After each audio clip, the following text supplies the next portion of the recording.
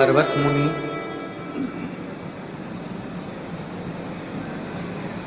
पांच 5000 वर्ष तक शिव का दर्शन नहीं, भगवान शंकर का दर्शन नहीं। सारे साधन, सारे व्रत, सारी उपासना सब कुछ करके देख लिया, पर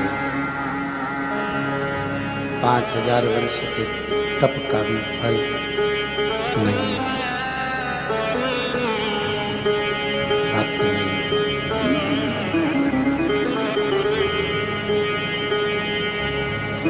तुमरुका जी ने कहा तुमरुका जी से कि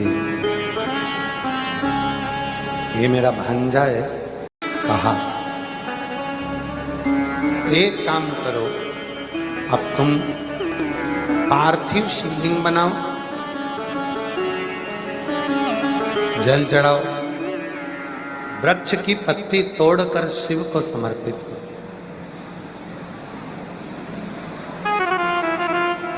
एक बात हमने पहले भी कही, आज फिर कहते हैं, आपके पास में शिव जी को देने के लिए बेलपत्र नहीं है, कोई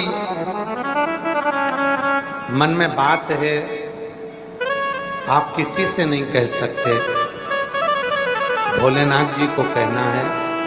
किसी भी 7 वृक्ष की पत्ती को, एक एक पत्ती को आप ले सकते हैं, शिव जी को समर्पित कर सकते हैं और बाबा से अपने मन की बात कह सकते हैं। बाबा उसको स्वीकार कर 7 दिन के अंदर निर्णय दे ही देगा और तुम्हारे पक्ष में।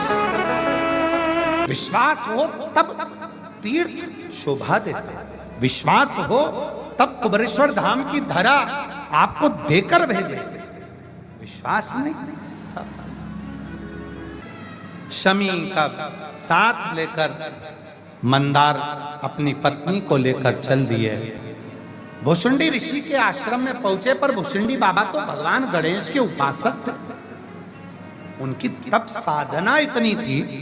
एक बार भगवान श्री गणेश प्रकट हो गए, भुसुंडी मांगो तुम्हें क्या चाहिए। भुसुंडी जी ने कहा जैसा आपका स्वरूप है वैसा मेरा बना दीजिए। गणेश जी ने पूछा हाथी की सूंड लगाऊंगा, लोग तुझ पे हंसेंगे। मुझे तो प्रथम गिनती में गिना जाता है, तो गणेश कहते हैं इसलिए मुझ पर नहीं हंसते, तुझ पे लोग हंसेंगे।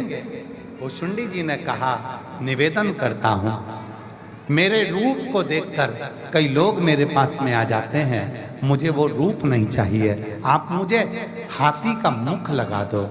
भुसुंडी ऋषि की जटा थी, हाथी का मुख लगा दिया। गणेश जी मुकुट पहनते हैं, भुसुंडी बाबा जटा बांधते हैं।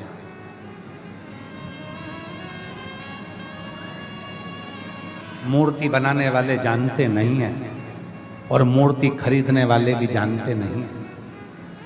गणेश जी की मूर्ति खरीदने वालों को याद रखना चाहिए और गणेश जी की मूर्ति बनाने वालों को याद रखना चाहिए कि गणेश जी की मूर्ति बनाने वाला गणेश जी की मूर्ति पर मुकुट जरूर लगाए। मुकुट, कान के कुंडल, गले में हार, हाथ में कंगन, और गणेश जी महाराज आशीर्वाद देते हैं। वो मुद्रा घर के अंदर विराजमान होती है। कई मूर्ति बनाने वाले गणेश जी की जटा निकाल देते हैं और जटा वाले मूर्ति बना देते हैं। वो मूर्ति गणेश जी की नहीं है, वो भुसुंडी ऋषि की है, जिनको भगवान गणेश जी ने अपना मुख दिया था और उनकी जटा थी। वो गणेश जी की जगह भुसुंडी ऋषि को स्थापित कर देते हैं।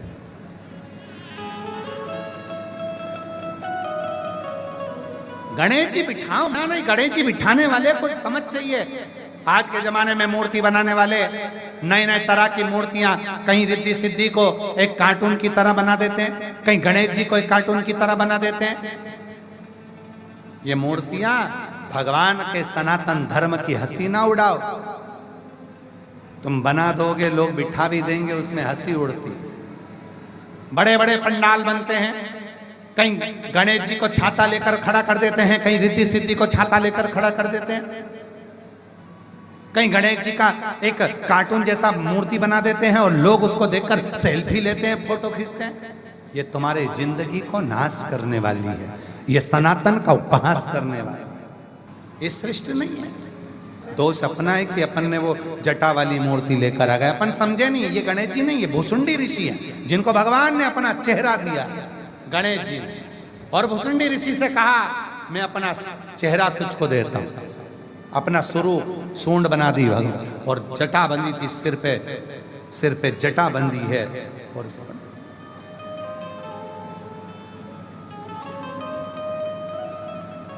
कार्टून बनाना है तो कोई अलग से बनाकर रख दो, इंसान की मूर्ति बनाना है तो अलग से बनाकर रख दो, पर इंसान के रूप में गणेश जी को विराजमान करो, ये श्रेष्ठता है। ये सनातन को मजबूत कर दिया। चले शमी और मंदार भुसुंडी ऋषि के आश्रम में पहुंचे तो उनकी गणेश जैसा मुख देखकर हंस दिए। हंसे, अभी तक तो हमने गणेश जी को देखा था, पर आज पहली बार गणेश जी की जटा देखी है, हंसी आ गई। जो हंसे भुसुंडी ऋषि को क्रोध आ गया। हे शमी मंदार, मैं भुसुंडी ऋषि आज श्राप देता हूं, तुम दोनों वृक्ष बन जाओ, एक शमी का वृक्ष एक मंदार का वृक्ष। तुम्हारे पास ना पशु आएगा ना पक्षी आएगा। एक शमी तू कांटों से लदी होगी और मंदार तू इतना जहरीला होगा कि पशु पक्षी भी तेरे पास नहीं आएगा। श्राप दे। दोनों वृक्ष हो गए। गणेश जी को राजी करने के लिए सबसे सुंदर जगह ये शिवलिंग, जलाधारी, जल बहता है उसका जो राइट भाग रहता है सीधा साइड, वो गणेश जी का स्थान है। औरव ऋषि और शौनक ऋषि ने ये शिवलिंग बनाकर सीधे हाथ वाली जगह पर चंदन का लेपन करना प्रारंभ करा, दुर्वा चढ़ाना प्रारंभ करी, जल चढ़ाना प्रारंभ करा। तब गणेश जी महाराज प्रकट हो गए। क्या चाहिए? कहा ये मेरे बेटी और दामाद, इनको ठीक। गणेश जी ने कहा श्राप लगा है, वृक्ष तो ये रहेंगे, पर आज श्रापित होने के बाद भी मैं वर देता हूं, मेरे देव अधिदेव महादेव को साक्षी रखकर कहता हूं, ये मंदार का फूल और शमी का पत्र जब देव अधिदेव महादेव को और गणेश जी को कोई देगा, मनवांछित फल की प्राप्ति कर लेगा। मनवांछित फल की प्राप्ति वो कर लेगा। सारे देवताओं को प्रिय रहेगा शमी का पत्र और मंदार का फूल। भूल से भी यदि कोई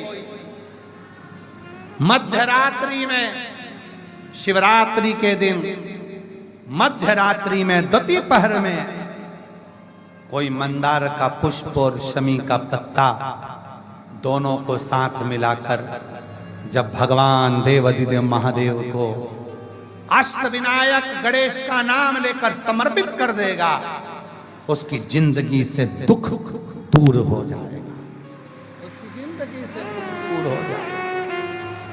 ये शमी का पत्र, हे मंदार,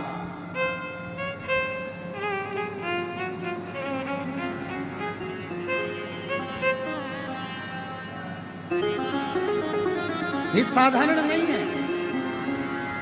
शमी के पत्र को आप साधारण ना समझें, मंदार के पुष्प को आप साधारण ना समझें, बेलपत्र को आप साधारण ना समझें। दुनिया के लोग कितना भी विरोध करें और कोई कहे ये शमी का पेड़ तुम्हारे, पौधा तुम्हारे यहाँ नहीं, घर के बाहर, घर के अंदर नहीं, हॉल में नहीं, कमरे में नहीं, रूम में नहीं, घर के बगीचे में होना चाहिए छोटा। बेलपत्री का पौधा होना चाहिए छोटा, वो तुम्हारे घर सुख दे, आनंद दे, फल दे।